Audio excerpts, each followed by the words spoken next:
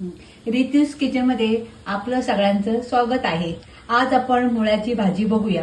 त्यासाठी घेतले साहित्य मी दोन कांदे घेतले, ते बारीक चिरून घेतले।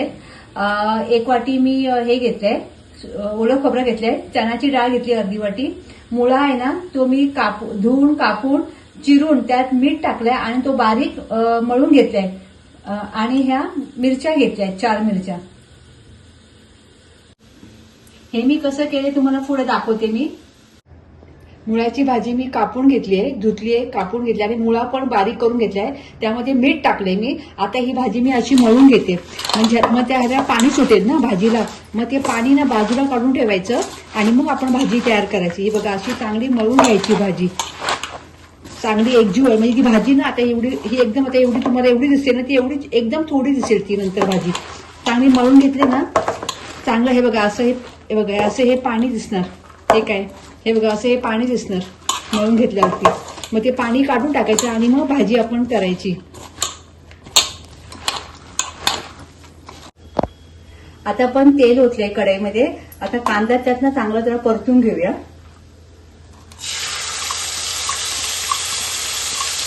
दोन कांदे घेतले मी।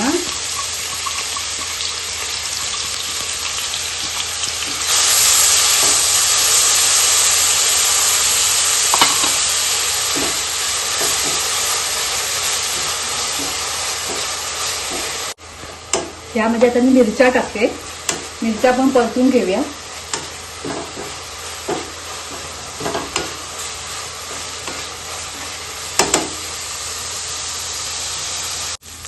आता आपण ही भाजी आहे ना, ती भाजी यात घालून घेऊया। आपण ती भाजी पण यात परतूया।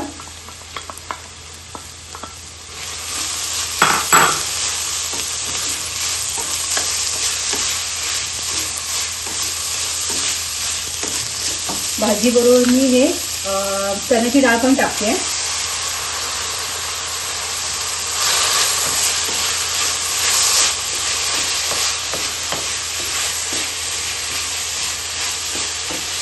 काय करतात मुलं ना खायला बघत नाही मुळाची भाजी, त्यासाठी मी चण्याची डाळ टाकली आहे, म्हणजे मुलं खातील। आता ना थोड्या वेळ ना 5 मिनिटं आपण थोडं ना झाकण ठेवून थोडी शिजून घेऊया। आता मी ताट काढले, झाले 5 मिनिटं ना। आता मी यामध्ये खोबरं टाकते।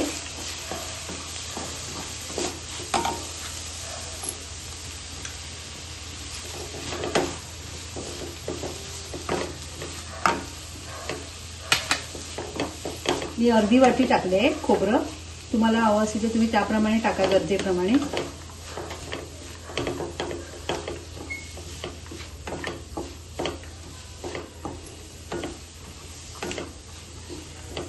मी काय केलं, हे जेव्हा मी कापून घेतली ना तेव्हा मीठ टाकलं आणि मीठ आणि हे मुळा तो बारीक केला। तुम्हाला पाहिजे तर बारीक किसून घातला तरी चालेल।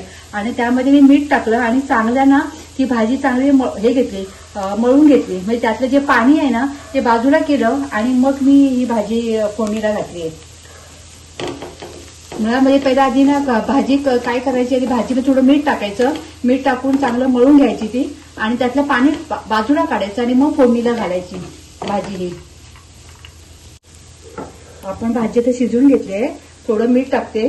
मीठ थोडं कमी टाका, कारण ज्यावेळी आपण मळतो ना ही भाजी कापून झाल्यावरती त्यावेळी मी थोडं मीठ टाकलं होतं, म्हणून आता थोडं मीठ कमी टाका।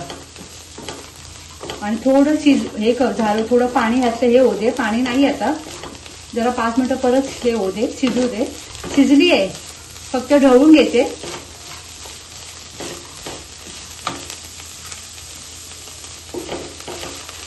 थोडा वेळ मी ह्याचं झाकण ठेवते आणि पटकन मग 2-3 मिनिटं हे होऊ दे। आता मी मीठ घातलंय ना म्हणून। माझी भाजी रेडी आहे। तुम्हाला कशी वाटली ते कमेंट्स करून सांगा मला, कमेंट शेअर करा। थँक्यू।